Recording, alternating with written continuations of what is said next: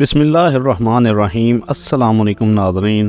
ایک دفعہ سلطان صلاح الدین ایوبی رحمۃ اللہ علیہ پریشانی کی حالت میں محل کے صحن میں ٹہل رہے تھے۔ علی بن سفیان نے پوچھا، حضور آخر پریشانی کی وجہ کیا ہے؟ تو سلطان صلاح الدین ایوبی نے علی بن سفیان کو بتایا کہ کلہان میں میرا ایک خاص جاسوس جو کہ آج سے 2 دن پہلے فلاں مقام پر پہنچ جانا چاہیے تھا، لیکن ابھی تک وہ نہیں پہنچا اور اس کے پاس بہت سی اہم معلومات تھیں، اور پریشانی کی بات یہ کہ وہ خفیہ راستے سے آتا ہے جس کا اس کے علاوہ کسی کو نہیں پتا، لہٰذا اس کے پیچھے ہم سپاہی بھی نہیں بھیج سکتے۔ مجھے ڈر ہے وہ جاسوس دشمن کے ہاتھ نہ لگ گیا ہو، وہ انتہائی اہم معلومات کہیں ضائع نہ ہو جائیں۔ علی بن سفیان نے کہا، حضور بے شک آپ کے ہر جاسوس کے پاس چند خاص معلومات ہوتی ہیں، آپ اطمینان رکھیں، وہ معلومات کہیں نہیں جا سکتی۔ ہو سکتا ہے کسی راستے کی رکاوٹ کی وجہ سے وہ جاسوس لیٹ ہو گیا ہو۔ سلطان صلاح الدین ایوبی رحمۃ اللہ علیہ نے علی بن سفیان کو سر ہلاتے ہوئے ہاں میں جواب دیا، اور پھر علی بن سفیان کو حکم دیا کہ ایک سپاہیوں کا دستہ تیار کرو، ہم ابھی اور اسی وقت شکار کھیلنے کے لیے چلے جائیں گے، کیونکہ اس سے پہلے بھی جب بھی سلطان صلاح الدین ایوبی بے اطمینان ہوتے تو شکار کھیلنے کے لیے چلے جاتے۔ سلطان صلاح الدین ایوبی اپنے خاص سپاہیوں کے دستے کے ساتھ جنگل کی طرف روانہ ہو گئے۔ جب سلطان صلاح الدین ایوبی رحمۃ اللہ علیہ کا شکاری قافلہ جنگل کے بیچ میں پہنچا تو سلطان صلاح الدین ایوبی نے اپنے گھوڑے ایک خاص مقام پر باندھ دیے اور ہاتھ میں کمان لیے جنگل کی طرف روانہ ہو گئے۔ شکار کھیلتے کھیلتے سلطان صلاح الدین ایوبی نے ایک ایسا منظر دیکھا جس کی وجہ سے سلطان صلاح الدین ایوبی کی کھینچی ہوئی کمان کو اس وقت روک لیا۔ وہ منظر یہ تھا، اس گھنے جنگل کے بیچ میں جہاں گھوڑے کو پہنچتے ہوئے آدھا دن لگ جاتا ہے، اس گھنے جنگل کے بیچ میں ایک نوجوان لکڑیاں توڑ رہا تھا۔ چونکہ وہ لکڑیاں توڑ رہا تھا، سلطان صلاح الدین ایوبی سمجھ چکے تھے کہ یہ نوجوان لکڑیاں چولہے میں جلانے کے لیے توڑ رہا ہے، لیکن حیرانی کی بات یہ تھی کہ آخر اتنے بڑے اور گھنے جنگل کے بیچ میں کون انسان رہ سکتا ہے، اور وہ بھی اتنے خطرناک جانوروں کے درمیان میں۔ سلطان صلاح الدین ایوبی نے کھچی ہوئی کمان واپس لی اور اس نوجوان کی طرف چل پڑے، لیکن جب سلطان صلاح الدین ایوبی اس نوجوان کی جگہ پر پہنچے تو آپ کی نظروں سے اوجھل ہو گیا۔ سلطان صلاح الدین ایوبی ایک بہادر سپاہی تھے، لہذا سلطان نے اس کے پیروں کے قدموں کے نشانات سے اس کی طرف سفر شروع کر دیا۔ چلتے چلتے سلطان کو جنگل کے بیچ میں ایک جھونپڑی نظر آئی جس کے اندر سے دھواں نکل رہا تھا۔ یہ بات سلطان کے لیے مزید پریشانی کی ہو گئی کہ آخر اتنے گھنے جنگل کے بیچ میں کون اس جھونپڑی میں رہ رہا ہوگا، اور وہ بھی اتنے خونخوار جانوروں کے مسکن کے ساتھ۔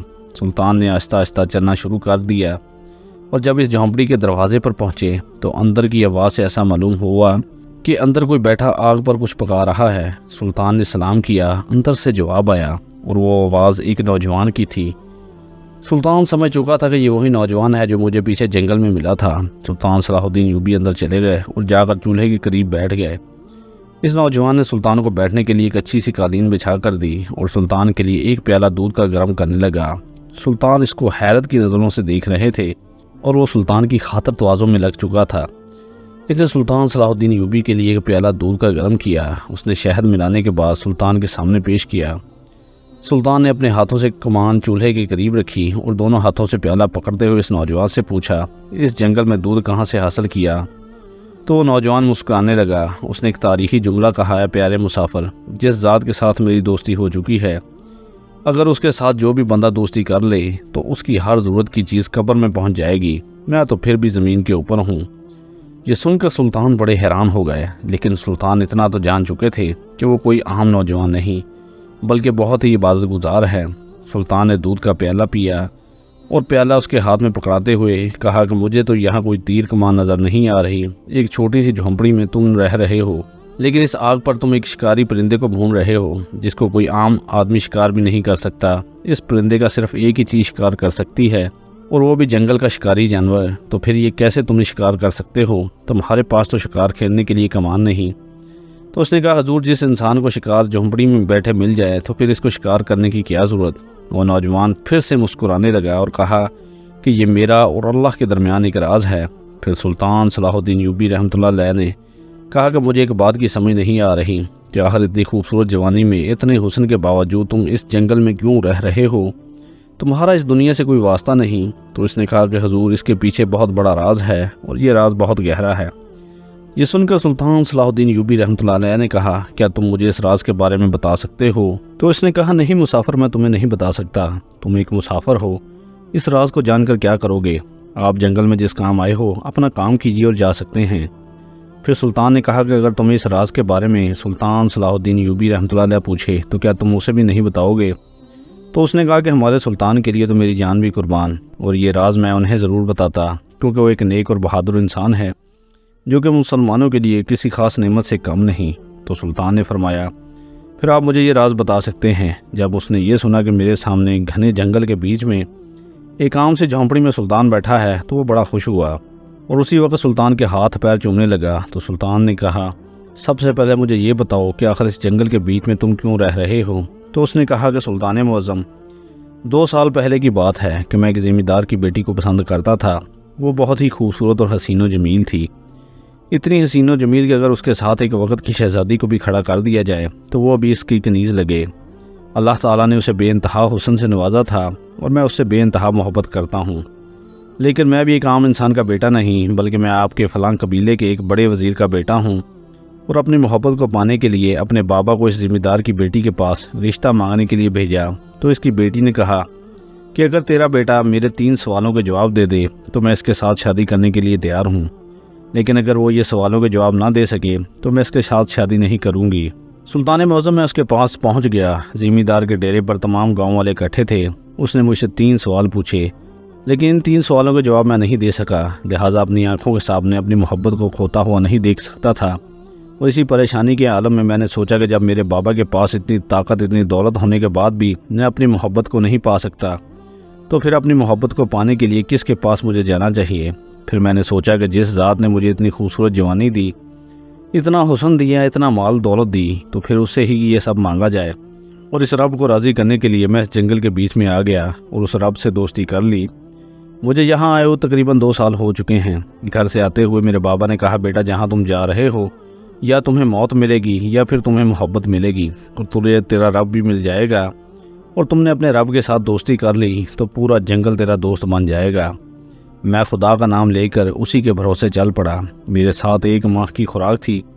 جب 1 ماہ مکمل ہوا تو میں بھوک سے نڈال ہونے لگا، ادھر ادھر گیا، مجھے شکار کرنا نہیں آتا تھا۔ جنگلی جانوروں سے بچا کر دوبارہ جھونپڑی میں آ گیا، لیکن مجھے کوئی شکار نہیں ملا۔ میں اپنے رب سے باتیں کرنے لگا۔ چند لمحے گزرے کہ مجھے اچانک محسوس ہوا کہ جھونپڑی کے دروازے پر کوئی جانور آ کر رکا۔ میں بہت ڈر گیا اور میرے پاس ایک تلوار اور خنجر تھا۔ میں وہ لے کر باہر نکلا تو ایک ہرنی میرے دروازے پر کھڑی تھی، اس کے ساتھ ایک بچہ تھا۔ میں بڑا حیران ہو گیا کہ آخر یہ ہرن اس بچے کے ساتھ کیا کر رہی ہے، کیا اس کے پیچھے کوئی جنگلی جانور تو نہیں؟ تو اتنے میں مجھے غیبی آواز آئی، ڈرو نہیں، ایک برتن اٹھاؤ، اس ہرنی کا دودھ ہونا شروع کر دو۔ میں بہت ڈر گیا اور میں نے اس ڈری ہوئی حالت میں برتن اٹھایا اور ہرنی کا دودھ ہونا شروع کر دیا۔ جیسے میں نے اس کا دودھ نکال لیا وہ ہرنی واپس چلے گئی، اور میں دودھ لے کر اندر داخل ہوا تو میرے دل کی دھڑکن بہت تیز ہو چکی تھی، میری ٹانگیں کانپ رہی تھی۔ آخر یہ سب کیا ہو رہا ہے؟ میں نے اس دودھ کو آگ پر گرم کیا، میرے پاس تھوڑا سا شہد تھا، میں نے اس شہد کو دودھ میں ملایا اور اس دودھ کو پی لیا۔ اب تھوڑی ہی دیر گزری کہ اچانک پھر سے مجھے محسوس ہوا کہ میرے دروازے پر کوئی اور جانور آ کر رکا ہے۔ اتنے میں شیر کے دھاڑنے کی آواز آئی۔ میں نے پھر سے ڈرتے ڈرتے جھونپڑی کے باہر جھانکا تو دیکھا کہ شیر اپنے منہ میں ایک پرندے کا شکار لیے کھڑا ہے۔ میں پھر ڈر گیا، جتنے میں وہ شیر اس پرندے کو وہاں چھوڑ کر چلا گیا۔ میں نے اس پرندے کو حلال کیا اور حلال کرنے کے بعد اس کو آگ پر بھوننا شروع کر دیا۔ وہ اس کو کھا کر اللہ کی عبادت میں مصروف ہو گیا۔ سلطان معظم اس دن سے لے کر آج تک اسی طرح ہر روز ہرنی آتی ہے، میں اس کا دودھ دھوتا ہوں اور اس کو پی لیتا ہوں، اور ہر روز شیر آتا ہے، اس کے منہ میں ایک پرندہ ہوتا ہے اور وہ پرندہ یہاں چھوڑ کر چلا جاتا ہے۔ میں اس پرندے کے گوشت اور ہرنی کے دودھ سے اپنا پیٹ بھرتا ہوں اور سارا دن ساری رات اللہ کی عبادت میں گزرتی ہے۔ عبادت کرتے کرتے مجھے نیند آ جاتی ہے اور پھر جیسے ہی آنکھ کھلتی ہے پھر عبادت میں مصروف ہو جاتا ہوں۔ مجھے دن اور رات کا پتہ ہی نہیں ہوتا۔ اور آج صبح میں نے دیکھا کہ سردی بہت زیادہ تھی، یوں میرے پاس لکڑیاں جلانے کے لیے نہیں تھی، تو میں باہر نکلا۔ اس وقت آپ کی مجھ پر نظر پڑ گئی، اس لیے آپ میرے پیچھے آ گئے۔ یہ سن کر سلطان صلاح الدین ایوبی بڑے حیران ہو گئے۔ جب انسان اپنے رب سے لو لگا لے تو پھر جنگلی جانور بھی اس کے غلام ہو جاتے ہیں۔ پھر سلطان صلاح الدین ایوبی رحمۃ اللہ علیہ نے کہا کہ آخر اس لڑکی سے کون سے 3 سوال تھے؟ تو اس نے سلطان کو اس لڑکی کے 3 سوال بتائے۔ سلطان اس کے سوال سن کر بڑا حیران ہو گیا۔ اس نے بتایا کہ حضور جب میں اس کے ڈیرے پر گیا تو اس نے پہلے سوال کی صورت میں ہوا میں تلوار لہرائی اور پھر اپنی نشست پر بیٹھ گئی اور مجھے کہا کہ اب اس کا جواب دو۔ مجھے اس کے ہاتھ کے اشاروں کی سمجھ نہیں آئی پھر اس نے میرے سامنے ایک انگلی کھڑی کی اور پھر سوالیہ نظروں سے پوچھا، تو پھر مجھے اس بات کی بھی سمجھ نہیں آئی۔ اور اس کے بعد وہ سیڑھیوں سے اوپر بیٹھی تھی، وہ سیڑھیوں سے نیچے آئی اور پھر سیڑھیوں سے اوپر چڑھ کر دوبارہ جا کر اپنی نشست پر بیٹھ گئی۔ یہ تینوں سوال بڑے عجیب تھے۔ بغیر بولے اس نے اپنے تینوں سوال کر دیے، لیکن میں ایک بھی سوال کا جواب نہیں دے سکا۔ سلطان صلاح الدین ایوبی رحمۃ اللہ علیہ بڑے حیران ہو گئے۔ سلطان سوچ رہے تھے کہ آخر ان تینوں سوالوں کا مطلب کیا ہو سکتا ہے۔ سلطان نے اسی وقت وضو کیا، 2 نفل نماز ادا کرنے کے بعد سجدے میں گئے اور دعا مانگی، میرے رب اس نوجوان کی محبت کے صدقے جس نے محلوں کو چھوڑ کر اس جنگل کو اپنا گھر بنا لیا، آپ ہمیں روشنی دکھائیں۔ جیسے ہی سلطان اس لمبے سجدے سے اٹھے تو سلطان کے دماغ میں ان تینوں کے سوالوں کے جواب آ چکے تھے۔